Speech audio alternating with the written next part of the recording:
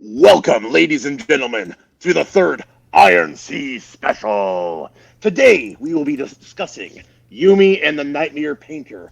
I am joined today by Mr. Battsauce himself, and then Mr. and Mrs. Girl's name. Mr. and Mrs. Evelyn, yeah. And yeah, man, so we'll be discussing Yumi and the Nightmare Painter, the third secret project by Brandon Sanderson that was the biggest book Kickstarter of all time in like tens of millions of dollars. It was a fantastic thing. So we will be discussing this book, which we have all read and all Justin love, right? Yeah. Anyway, roll that intro, brother.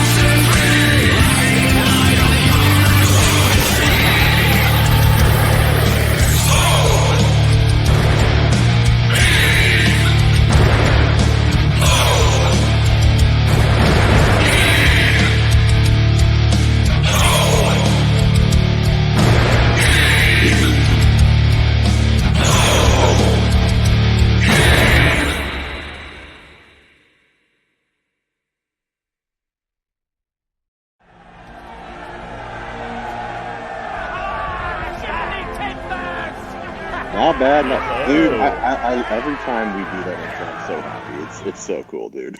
Came out really good, yeah. Yeah, whoever did that did an okay job. Did all right. It's okay. I don't know. There's two specific Passable voices on there that I'm very proud of. Yeah. No.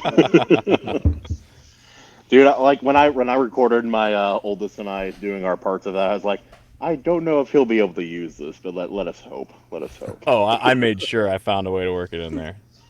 So, Yumi and the Nightmare Painter, done by Brandon Sanderson, who's kind of a known author A small-time author. You might have heard of him. He's kind of up and so this book is a part of his Grand Cosmere, which people don't know. That is his like multiverse of stories. That a good portion of his books. He's written like 40 books. A good portion of his books fall under this universe, this connected world.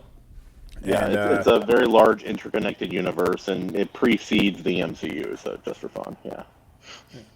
Yeah, so this book takes place in that, and which is kind of a little bit of a downfall for this book, because this should not be your first Brandon Sanderson book. There is some prerequisite knowledge of the Cosmere. That would be very helpful to know. Yep. Before going into this, yeah, because Joe, you and I and Mrs. Evelyn. Actually, what do you want me to call you for the duration of this? Just curious. Grace is fine. It's shorter. All right. Joe, Grace, you and I have all read Sanderson and a lot of the Cosmere before this. Justin, I believe this was your first dip. Is that true? That is correct. Yeah, I started Mistborn. I think I don't know how far I got in, but I stopped then. Oh, it's the greatest Brandon Sanderson book trilogy there is. I That's know. what tells me. Yeah, so maybe no, one I mean, day. there are, like, if there were only 3 books in Stormlight, obviously it would be the better trilogy. But since there are 4, not technically a trilogy, I guess you may be right there, Joe. Yeah. Kahuna, real quick, I'm going to keep talking, but can you hop out and hop back in? I'm getting a little static from your mic.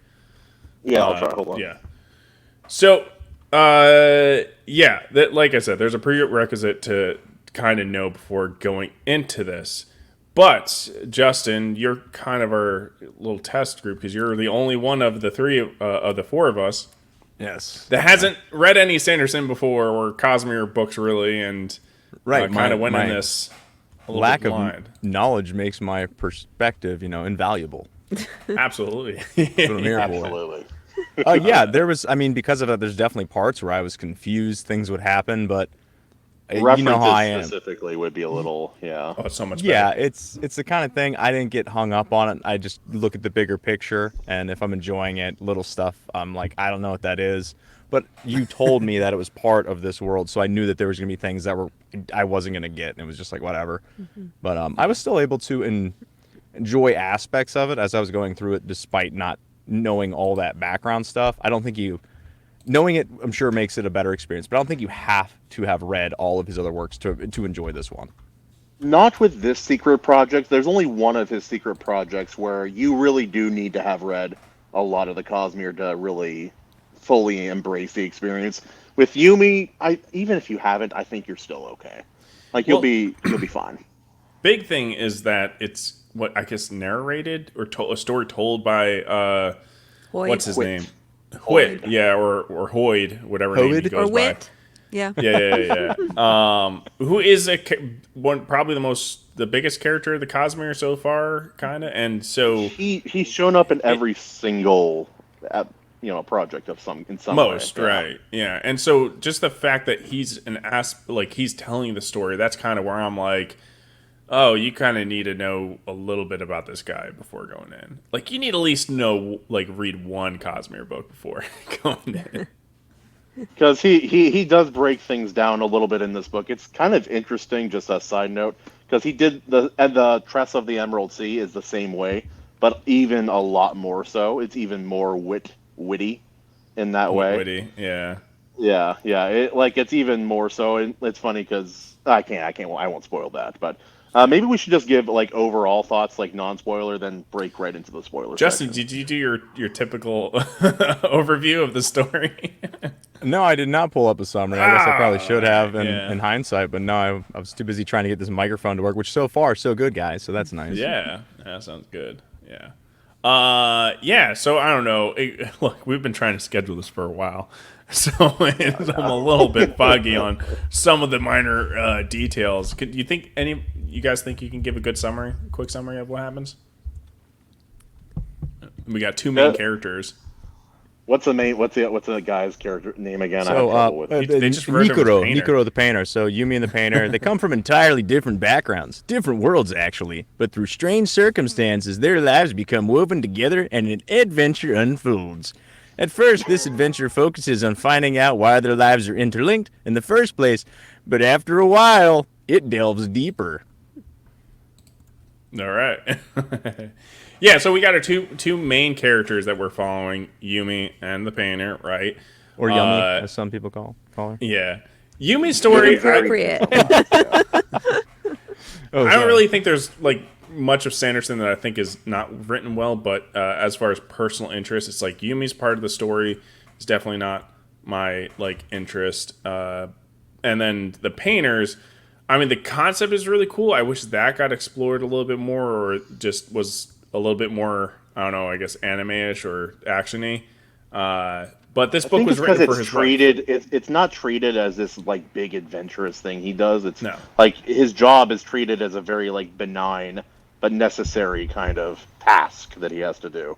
Not It's supposed to be big, heroic a thing. personal love story, which again is not really my jam. But doesn't mean I didn't enjoy the book. It's just if you're looking for a love story, I guess I'd recommend this. Well, but yeah. Yeah. I was gonna say the painter, if you really the whole hate- if you really concept hate it, yeah. Go ahead. of a nightmare coming out, and they have to paint a picture to whatever to kind of control it. And the description of the nightmares, I'm like, this is really cool. Mm-hmm. I want more of that. But then the Yumi, her side of stuff, she stacks. So it's both. It's two different art styles that are very contradictory, which is a huge theme or aspect of the story. And she stacks stones, and it's very mathematical. It's very precision based, unlike painting abstract kind of images. Art. Yeah. So, and she's very. Her whole life is completely in control of the people around her. It's she's on a set facilitated. schedule. She has a very strict schedule. It's all ritual. That's pretty much the scope of her life is how well can I complete this ritual that I have to do in order to fulfill her duty, which is the main focus of her life. And so she and Yumi start off, or no, she and Painter start off in very different places in the beginning of the story. He is relatively unimportant and kind of a loser, but whereas she is very important and very proficient, but then also they both feel trapped in their situation in some form or fashion. That's kind of a big point of connection for them. Yeah. I mean, they're opposites in almost every way possible. There is. And even the place that they come from. Yumi is from a very hot planet, and where plants float, and the painter is from a very cold city, kind of like present day technology vibes. Yeah, a it's little very bit alternate universe ish. Yeah, it's a lot like it her. feels more like 1950s or 60s to me a little bit. Like it's cusping on what we can do, but not quite there. Yeah. Yeah. Well, and in perpetual darkness too, except for the Heon lines that they have. Exactly. Yeah. And they have So like one TVs place there is dark and cold, one place is hot and very bright. Right. One is old, one is new. It, like again, their worlds feel very, very distinct. Yeah. Your One mic's has- doing it again. Yeah. One has TVs with soap operas and one does not. Yeah. Well, one's like old school Japan, and the other one is, I guess like 50s technology. I mean, they got a rocket going to a new planet. That's pretty big. I don't know if you heard in the 1960s we had this kind of thing go, like a rocket kind of thing going on. You might have heard about it. Yeah. Let me see if But I actually thought that the spaceship aspect of it was interesting when viewed in the whole Cosmere too, because most of the books in the Cosmere take place before the people there had spaceship technology, so that actually helped to place it way into the future, where I think only maybe one of the other short stories had been kind of in the space age setting. So I thought that was interesting to think about the Cosmere. It's not just many places, but it's many times that he's writing about too. Yeah, it's kind of crazy. Each planet has its own, they don't all start in the same place and then progress unilaterally. They progress at their own speed. And so some places have spaceships and technology, and others are still essentially in the Stone Age. So it creates a nice variety of storytelling. Kahuna, can you dump out again real quick? Sorry. Well, we mentioned earlier, you were talking about the romance aspect of it, and I think we'd be remiss if we don't get a lady's perspective on that angle, because, I don't know, maybe they understand or have a different perspective. Did you think the romance was good? Did you enjoy that? Or? I mean, I'm not much of a romance story person. I thought that the romance was well done. I bought into their relationship and how it developed, and by the end, I felt like the things that they did for each other and basically how they came back for love made sense. I kind of liked the romance that he did in Warbreaker a little bit better, I think, than this one. I'm a huge Warbreaker fan. Yeah, I thought that he did that. And I think maybe it was because there was a lot of action and other characters in that story that kind of broke, because this one was much more about the romance. I think that one, the romance was just one aspect of the many things that were going on. How does it compare to, say, like Pride and Prejudice? Or not quite on that level? Not quite on that level. Okay. Yeah, but I thought it was well done for what it was. Yeah, of course. I feel the same. Like, it was competently done. I felt like the progression of their relationship was very believable, and it worked for the themes that the story was going for. But yeah, it's like I want more action and stuff thrown into my stuff. So it's just like it's Right like there with you, man. but that's not the type of story he was writing. Right. And I think it's important to note too that he wrote this book for his wife.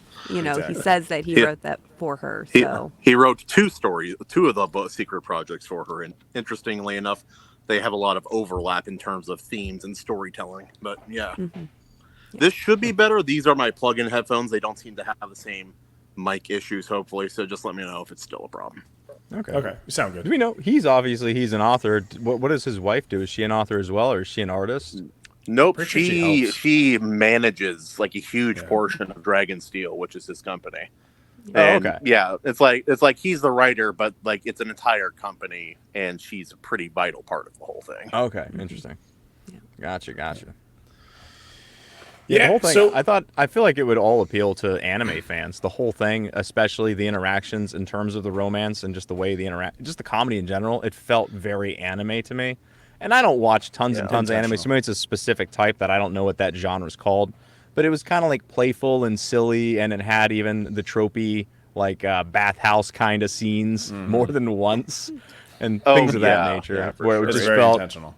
yeah, it felt like Persona is one of the few anime references I have. I'm like, oh yeah, this humor's like very in line with that. It feels a little bit like a high school anime in parts, but it draws very heavily on a few specific ones, including Your Name, which was a very popular movie when it came out. It's Friday. It's Freaky Friday, but with a boy and a girl in Japan. And ironically, this is very similar to that in kind of what the situation that they're forced into.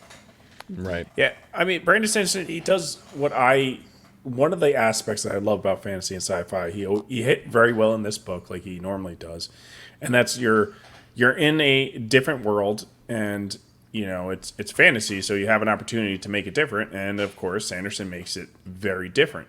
Very and then different, you get to see how this different world affects the culture, affects the way that people live, and you get to see all that and how it stems out into the culture, right? And I always find that those little details and stuff like really interesting. Like I found it really interesting on what is it with Yumi and like the status she had and the reverence everybody gives her, but then how she's all like she's in authority, but not really. Yeah. Or like everybody wears wooden shoes because they're on a hot planet and it's not conductive. Like just little details like that. I'm like, oh, it's interesting. Makes you breathe the world a little bit while you're reading it. And he was a bit more creative with his prose in this novel compared to some of his other novels. He's a bit more creative with the language. Like even him like in the story, like the narrator of the story, Wit, basically admits like they have different degrees of how they say words, and it has to do with enunciation, and I'm not going to explain that to you. I'll just say upper or lower. But like again, he's playing with the language a little bit more than he normally does, and I really appreciated like just little details like that in this story. Yeah, there was a couple lines that I should have taken more notes than I did, but in terms of the language, I thought it was a pretty fun read. Like it flowed pretty well. Some of the descriptions, they hook you and they hit home without needing to be like overly descriptive. Like there was one line and the description was something about a cool burning feeling like that of a freshly scraped knee. And I'm like, I know exactly what he's talking about. That's so like precise. Yeah. And the other one was the ramen shop. That's the kind of place that's loud even when it's not crowded. I'm like, I know exactly what that is. It's just like so simple, but like I know that vibe. right on the head. Yeah. Go ahead. I was gonna say we should mention like big aspect of the story is that after coming to face with a nightmare, and this nightmare is a little bit different than the normal nightmares that come across the city for the painter. According to the lore, it's like the painter the nightmares are very common, but the more times they visit the city, they become solid or they start to take form. And that's when they start to become dangerous. The thing is, like, they never get that close, but this one apparently escaped everyone's eyes and is starting to take form. And it's becoming a stable nightmare, I think is the that's what I was language. Exactly. Yep. Stable nightmare. And after that occurrence, that's when the painter and Yumi start to kind of trade places, but they're still, like, they'll be like a ghost like hanging out or spirit like hanging out right next to the body. So and their spirits are still always together. They're still tethered together too. They cannot separate to any meaningful degree. They're either in Yumi's body, or the painter is in Yumi's body, or Yumi is in the painter's body, but when she's in his body, she looks like herself. Which was interesting. Yeah. And that has to do with like the way the magic system in the Cosmere works. So I was trying like, because I've read so many of the books, I'm like, okay, something funky's going on here. Well, what exactly is happening? Yeah. Yeah. Well, yeah, and that was one of the things I liked. That was my favorite aspect of the story in general, actually, was how much it did tie through like little Easter eggs to so many other parts of the Cosmere. And we were getting at that earlier, saying that this isn't the best one to come into because it does have so many of those ties. But they gave us another perspective on cognitive shadows with Oh, how yeah. Yumi Yeah.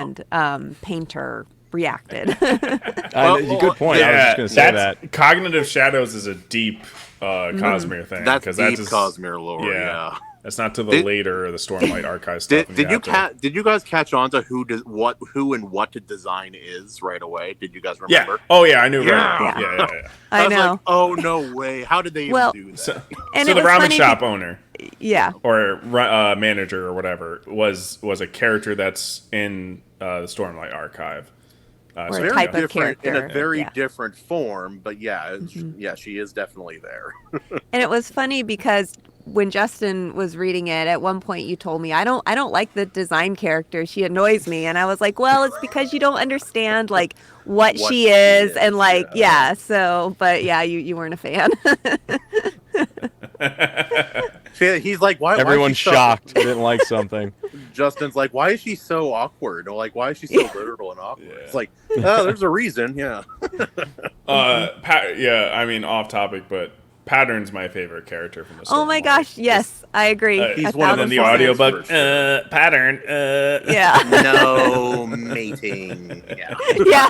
Was Pattern in this book? So no, but Pattern is no. the I don't same remember the name. type of Spren or same type of entity that Design is. Spren? Design. Spren is what they're Spren. called in Stormlight A Archive. Spren Learn is the a little lore, different. nerd. Read Stormlight. It's better than Yeah. Mistborn. Anyway. It's not, okay. but Oh, you guys are so wrong, but I'll allow it. But, so yeah, the mystery continues. What are some of the steps we get to them like figuring out the mystery or kind of Well, they back make little a bit? couple of wrong assumptions, which a lot of people who read it just kind of believed right away. Did you guys kind of assume that they were right when you were reading it, or did you think maybe they're incorrect? Well, so part of the thing is like you can from the painter's planet, you can only see one star or planet in the sky. That's it. And so the assumption is that Yumi's on that planet, and It's super they're close just, to the star. Yeah. Yeah, they even talk about like having telescope image of that planet, and they're like, oh, there's people there, or there's something there, There's and so you're settlements, yeah. assuming that Yumi's there, and they're somehow connected in space through something. I acknowledge Spoiler that it's not that. despite their worlds being so different, spoilers, they're in the same place, very close to each other. As a matter of fact, it has to do with what happens to this particular planet and the aspects of divinity that have manifested there. Yeah, But the shattered yeah. divinity. Yeah. Grace, did you think that they were on different planets, or were you kind of more skeptical? I was pretty. I did think they were on different planets at first, especially because one of the first things that Yumi says when she's introduced is that she saw that star in the sky and she thought it was a good omen. So I thought that, that he was setting it up for that. Yeah, I I thought Yeah. I thought that exact same thing too. And even whenever the reveal happened that they were very close, I'm like, that's cool. But I still kind of wish it was that initial setup. I get So- it. It was an interesting twist, and it made sense for the rest of the story. But I thought it was a red herring because of Sanderson and his twist, and then halfway through the book, I'm like, oh, I guess it's not a red herring. And then my theory was I thought she was in this the Spren world or the spirit, whatever the. Oh, you thought she was in the cognitive realm. Exactly. I thought she was in a different plane. You know, Justin's head right? is Like that'd be a spinning good right guess. now. Yeah. Yeah. Well, no, because it could. We be, don't 'cause the know cognitive- much about the cognitive world. Like, It is varied, and we don't. You're right. We don't know very much relatively about it. But yeah, what did you guys think of the convention? Because they kind of did like the whole Freaky Friday / your name convention, like where they're switching bodies. But in this book, they're still together, like mentally or spiritually. like, what did you guys like that as like a storytelling kind of technique or like a way to convey the story? Yeah, for the most part, there was portions of it that I thought it again, like with the bathhouse scenes, or I can't remember the exact scenario with the bra shopping, and I'm like, what is this? Like, does this need to be here? So some parts of it, I'm like, I don't understand. But as a concept, I thought it was cool, and it had some interesting moments. And even like whenever he first showed up, she assumed that he was a powerful spirit, and like that kind of thing, and it made sense. I don't know. I thought it was a cool premise. I thought a lot of the aspects of this book, a lot of the ideas and premises, Premises,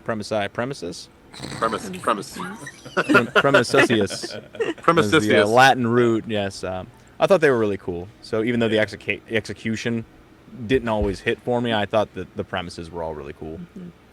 I liked that they could still, like, it does the same thing as Freaky Friday, like they live each other's lives and kind of get a new perspective. But I liked that because it's a romance, they were still able to actually interact directly, in a sense.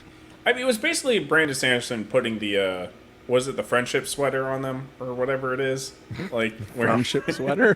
Is this a Cosmere thing? No, like no. Brand invention. No, it's like you got two kids that don't get along, so you put them together, so you force them to. I've never heard of this. I don't know. There's something like you put them in a sweater so they can't get like away. Joe, I think you had just had a weird family, man. No.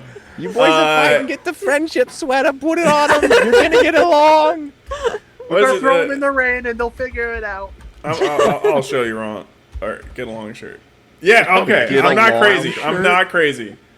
All right. Keep talking. Sorry. No, you may be correct, but you are still crazy. That's underrated. I think some of the side characters in this book were not at. Oh Jesus! Wow. Whoa. That's not working. I love my children. This I would is not never an effective do this. product. Is this a friendship sweater or just overweight dad's T-shirt? Because it was Sanderson's way to force them together so they like have to build a relationship together. But I love, he's like, okay, let's make them as different as possible and make their art as different as possible. And they're forced in the scenario, like, for Yumi's situation, her job in her world is very important. So the painter has to learn how to stack rocks, which is the art that she does, and he sucks at it. It's not his style. I think most people would suck at that, frankly, but yeah. Yeah. And painter has to teach Yumi how to paint because they have to deal with the nightmares. And his teaching technique just does not work for her or whatever. She's in this I don't know the way to say it. I guess she's disciplined so hard that she doesn't know how to do anything without instruction. Mm-hmm. And that's something she has to learn. She couldn't figure out how to turn on the shower, which she had never seen before. And I think it was more he was teaching her how to be a person a little bit. Like they were learning each other's art, but that wasn't really what they needed to learn. They were he was learning how to be disciplined and how to really commit to something and do it full-heartedly. And she was learning how to not be a Yokihijo or a honky hijo as a honky hijo. Yeah. Every time Justin would say that in the chat, I would just giggle, dude. It was so funny. But I do think some of the side characters in this book were not as strong as I kind of wished they were. Anyone else have a sense of that too? They were fine, they were serviceable, and some of them I even liked. But in some other projects, I didn't really care for any of them. They were serviceable, but that was kind of Yeah. None were standout memorable, and there were times, and I know I've harped on this before with the narration. The man voice that lady does for the strong guys drives me crazy. And she did in the other book. I am strong, man. I'm a man, and where's my ball? Where did I bury my bone? I like to play outside and wag my tail. He normally does a little bit better with those kind of voices, but that was the most whoa. Hello. What happened? Whoa! There goes that. You're breaking out a Fellowship of the Ring slow-mo Yeah. here. That was nice. But that was the most like Oonga Booga caveman voice she's ever given a kid. Yeah. So For that sure. took me that made me against the character just because I'm like, oh, this guy sounds so stupid, and I didn't even hear half the words he was saying. Whenever I hear that voice, I'm I just feel like you're supposed to sound stupid though a little bit. A little bit. He's a musclehead. That's kind of his whole thing. oh, and there was that one other character that was like the emo chick or whatever. The that was art really the art strange. student or whatever. Yeah. Oh, well, but I think the character you're talking about is really cool, too, and is actually a reference to the Rush-Sharon system, too. Well, what was her name? Yeah. The one that's not actually human? Yeah. Yeah, Oh, yeah. yeah. And that she's once the- you get to that she's point, the you're like, oh, colony. okay. Yeah. That actually took me off guard. I did not expect that. was Yeah, like, I oh, agree. whoa, But it made wait a her second. character make more sense at least, because up to that point, I'm like, this character's weird. Like, I don't get it. And I was like, oh, that's why she's If you weird. didn't notice the entire story, they're all pointing out that she's very strange. Yeah. And then when the reveal, I'm like, oh, wait, that makes a lot of sense. Mm-hmm. Like, she's even weirder than Design, and Design, Design yeah. is weird for a reason. Yeah. Yeah. So let's get into heavy spoiler territory. With Yumi, the whole thing is you find out, like this is the biggest spoiler, that she's essentially her whole world is just a prison because she's not human.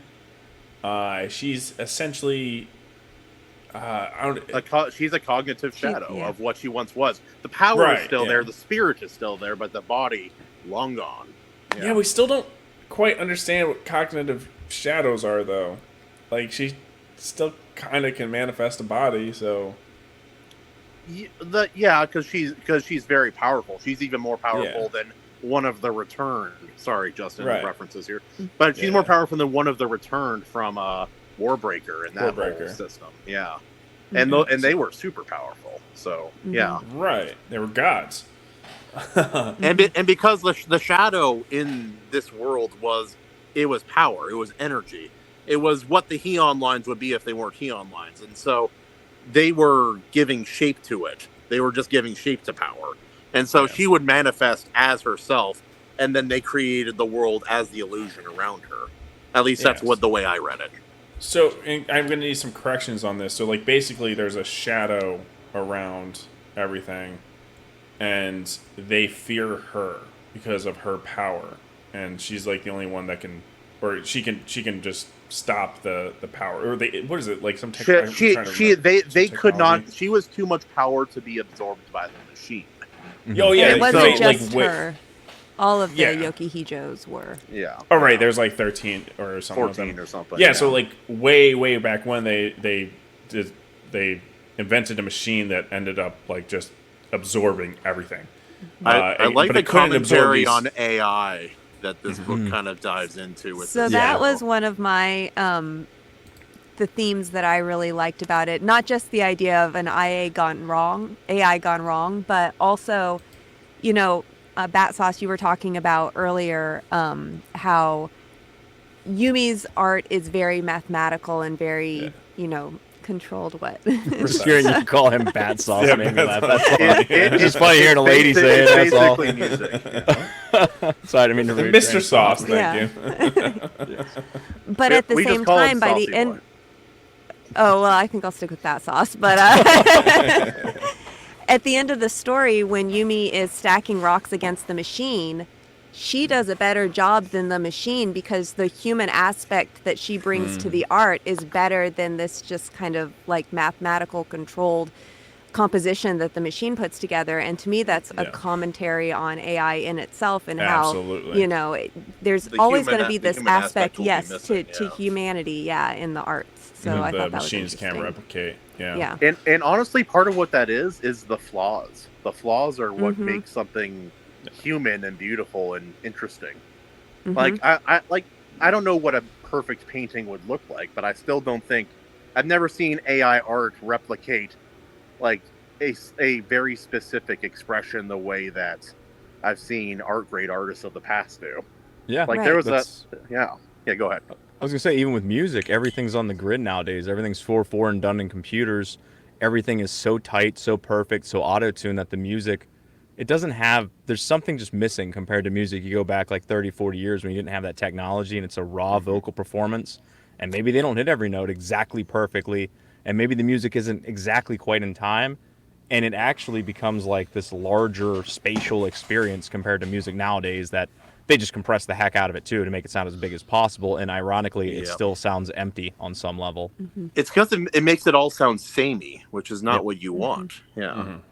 Yeah, so basically this machine is keeping Yumi in this world as a prison, essentially. So there is no actual physical prison, but they are, they keep wiping her memory, and so she can't learn anything. So they're mentally keeping her in a prison, of keeping her ignorant, and making this ruse that she's just in this planet and she has to keep doing her job. They're like, just you're some really experience. important. Keep it up. Yeah. And then I like the idea that they're really sadistic, and that's why they would give her like that hope, like, oh, maybe I'll get to go to that festival in 2 weeks, even though I've relived the same day for like almost 2,000 1700 years. years, yeah. That's a lot of years to relive the same lousy day, man. That's a lot of rocks to stack. No wonder she got so good at it, man. and then we find out later in the story that the stable nightmare that attacked the painter in the beginning was one of the major assistants to Yumi, which kind Like of just her wandered primary caretaker. Yeah. off. Yeah. Oh. And yeah, which is a Liam, big part of yeah. what connected them. And then we find out the big reveal for Painter and his secret. The whole story, all the people around him don't like him. They're always hinting off to something that he did in the past that he can't be trusted. And there's these people that like are painters with him, but they don't hang out with him. They hang out with Yumi because Yumi claims to be his sister. Because she's And- nice. Yeah, And she's nice, and personable. they try to help her out, and eventually they tell her the secret, right? And it's basically can somebody summarize it well? Because I'm going to fuck that up.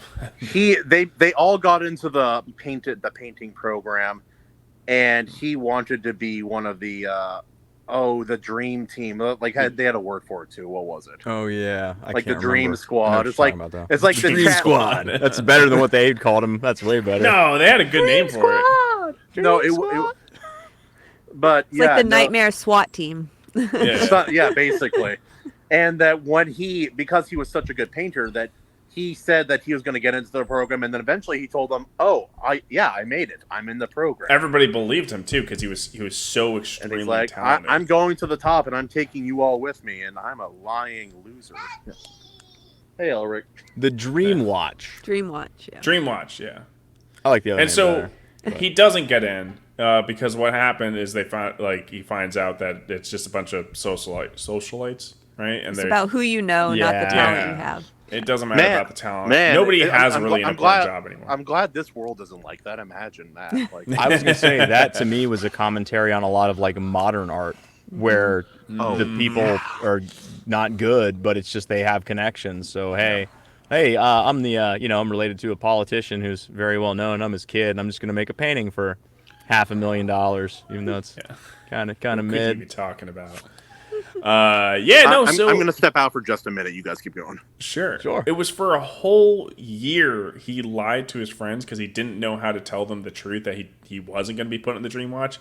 And this was him being put on the Dream Watch was big news to them because he would get a whole bunch of assistants and their lives would be much better off. And so the promise was he was going to have them be his like assistants. And so this was like all great news for them. So he kept this lie because he didn't know how to break it to them that their lives weren't going to be as great as he promised. So for a whole year, he just kept that lie going. And then when they finally found him in this room that he claimed to be training to be a part of the Dream Watch, he was just sitting there doing nothing. Staring at the wall. Staring at the wall. Going through some major depression there. Mm-hmm. So that was that big reveal. I enjoyed that twist.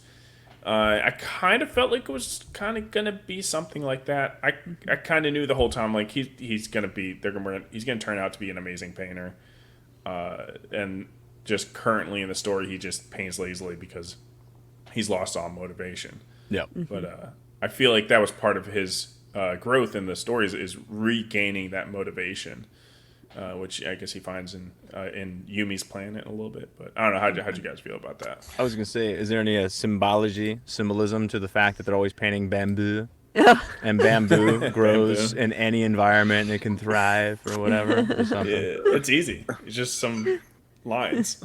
Also, I got a dumb joke. I don't know if you guys saw it in chat. Did you see it in the chat? Why are you making us look at chat?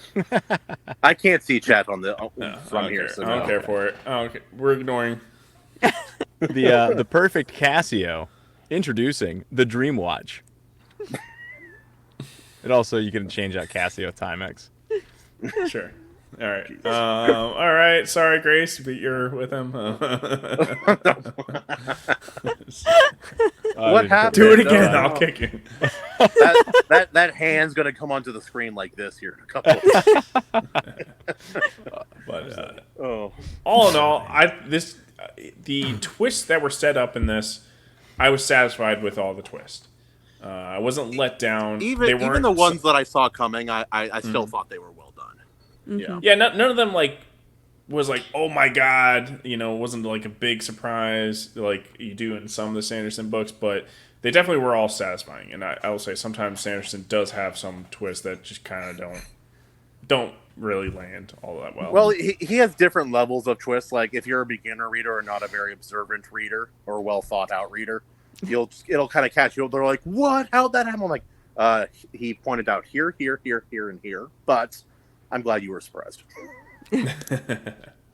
But yeah, I don't know. will say though, I thought with this book he did a level of explanation, like he had Wit do a level of explanation for what was going on for the reader that I don't think he's ever done before. Mm-hmm. And I like those parts. And I think that they were necessary because I think that things, even I got a little bit confused when I first started reading, like, what's going on with the machine and what's happening. But I almost wondered if, because he goes through so much, like, beta readers and stuff like that, if the feedback he got from them was like, we have no idea what's going on. So did he always intend for that to be there, or did it get added later, It I is feel like Wit, and it was more complicated. He might have just wanted to do it from the beginning, but I'd be curious to ask him. I don't know. I feel like it was. That was honestly, you just remind me, that was like the funniest part for me, because at that exact moment, I'm like, what? He just threw out so many different things that was going on.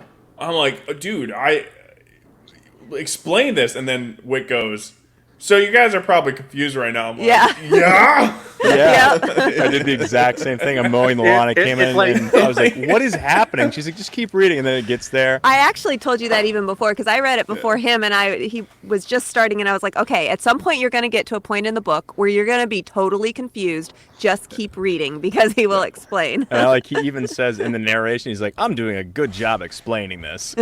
He even applauds himself. I was like, that's pretty funny. It's so masterful. I'm just like trolling all your readers like that hard, and getting the exact emotion that he orchestrated, with his little puppets. Also, the fact that the narrator, the character, this very important Cosmere entity, spends the entire story as a coat hanger. Yes. I he does the same thing for Trust in the Emerald Sea, but his narration is even more bombastic. I almost want to tell you what's wrong with him in that book, because it's something similar. It's very similar. Don't tell me, I haven't read it yet. I won't. It's so funny though. It's so funny. Every now and again, Brandon Sanderson's like, I'm gonna troll the ever living hell out of people, and I respect it so much. But even him being a coat hanger was an interesting connection to another Cosmere book, because the whole reason he became a coat hanger was because he had put a spell on himself so he could never lose his memory again, which is something that just happened at the end of the last Stormlight Might be a Archive book. slightly important thing that just happened. That happened. In the last book, yeah. So I appreciated that too.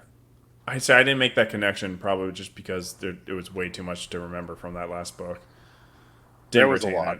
Yeah. It's a long book. But I just appreciated there were so many of those throughout the story, connections to other to other stories.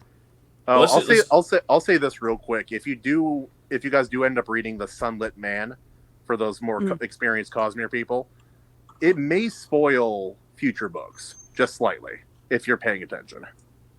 But yeah. Okay. Well, I've read most of. I mean, as long as if you're all the way through Stormlight, you're kind of safe. And there's some books you should read before you get to Stormlight, anyways. But yeah, we should do closing thoughts now. You know, I don't want this to go over an hour. But Mr. and Mrs. Evelyn Music, closing thoughts on the book. You don't have any closing thoughts as a newbie? I was going to let ladies first, but I can start if you want. Yeah, go ahead. All right. I thought there was a lot of first. cool... Thank you. How dare you? Cool premises. I thought it was a cool world. It would make for like a good movie or a good anime or something of that nature. I thought the twists and turns were interesting, and even despite not knowing much about the Cosmere, I was still able to enjoy it. I thought it started off with what I would call kind of it was interesting, then it got sluggish. I got bogged down with like their relationship development early on. It took too long, and I went from 1x at 8 hours to 1.7 from that point on, because I was just like, you're losing me fast. We got to get this thing on the road here. It picked back up at that point, and it's the kind of thing, it reminds me, and you guys are like, bro, it reminds me of like Will Ferrell movies. Hear me out. So whenever you watch them, I'm not like sucked in. I don't really enjoy it. But when I talk to people about them, I'm like dying laughing. I'm like, oh, it's so funny. And talking about this book, I'm like, wow, this book was great. This was a really good book. But when I was reading it, I'm like, I'm not really enjoying this while I'm reading it. But talking about it afterwards, I'm like, this is a good book. Maybe it's because you're listening at 2x and you can't understand what's going on. You're not absorbing the material. Yumi sounds like Scrat from Ice Age when you read, if you're listening. All right, I thought it was fun, but no. Bro, terrible closing thoughts, but all right, Grace. You're welcome. Grace, go take us away. Yeah, and I would say my closing thoughts overall, I appreciated, as I've already said, how much he tied in things from the rest of the Cosmere, so those who were really well versed in his other stories could appreciate that aspect. But I also appreciated the commentary he gave on real life with different aspects of the story. We already mentioned about how a lot of times it's who you know, not the talent that you have. But the other thing that I really liked is, and we didn't even touch on it, the awakened machine.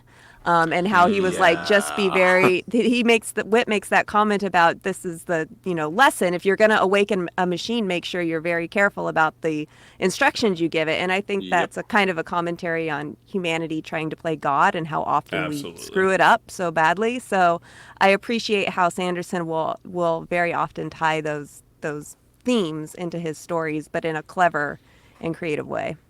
So. Yeah. It's not like punching you in the face with it. Yeah. Mm-hmm. So I have trouble stepping out of, specific genres like, action, fantasy, action, sci-fi, or horror sci-fi or something like that. So I appreciate that this book was mostly entirely a romance movie through and through, or book. And I enjoyed it, and I like the fact that it allowed me to read something in a genre that I wouldn't normally read, and I still enjoyed it, and it still kept my attention all the way through. And that's something that Sanderson's kind of able to do. So, not like he's the only author to do it, but it's hard to find somebody who can write something in any genre that you'd be entertained, and I think this book shows that. Yeah, that's fair.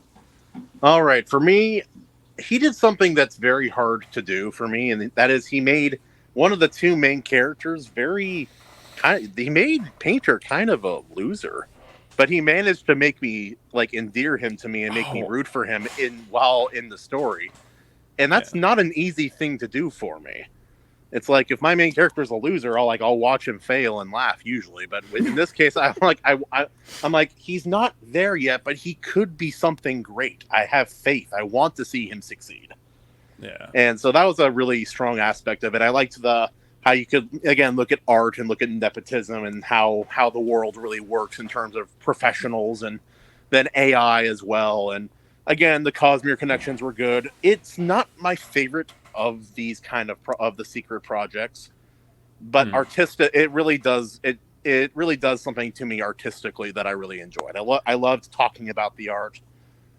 And yeah, no, I'd give this a book a pretty high rating. Again, it's nowhere near my favorite Cosmere book, but it's a love story in the Cosmere, and I really enjoyed it. Yeah, So, I want to add because I hadn't mentioned it. Is like, yeah, from the beginning, I really liked the main character, the painter, because it was just like he had this insight that his job wasn't important, and that he was being lazy, and everybody called him was really upset with how lazy he was, but he was still doing his job. It's just like the whole job was essentially like almost was a ruse, and they're trying to have him play this game, and it's like, well, no wonder this guy has no ambition. He wants to be something great, and that's what is revealed later on. But you can tell very early in that it's like, yeah, like just painting simple bamboo works. So he's doing his job, but yet everybody's getting upset with him that he's doing his job. But yeah, I don't know. It's just like, I don't know. That was very interesting to me. So, or I gravitated towards it. Maybe final thoughts, like what if you guys had to give it a rating out of 10, or for Grace and Bats, if you guys had to like compare it to other Cosmere books, like where were you guys kind of put Yumi and the Nightmare Painter? You guys first. So I kind of would view this more in relation to the other short stories that he's done rather than the full novels, because it just couldn't go as in depth as the novels. And it definitely wasn't my favorite of his short stories either.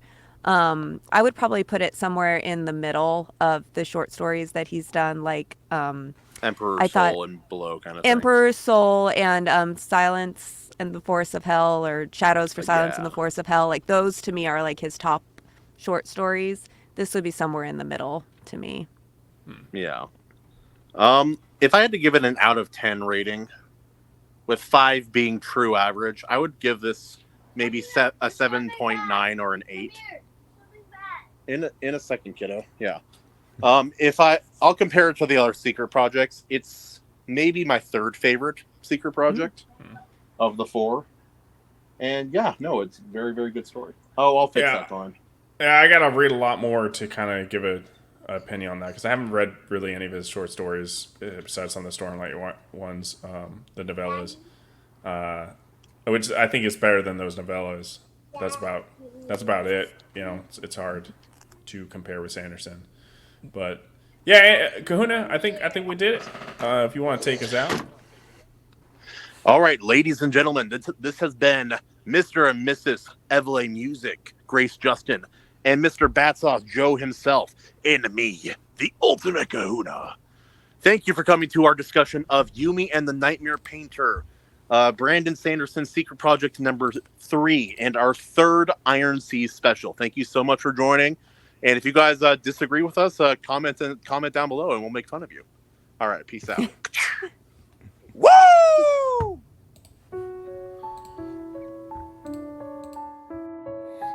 Coral paints in shadow light, caught between the day and night. Brushes dance with ghostly grace in a world we can't replace.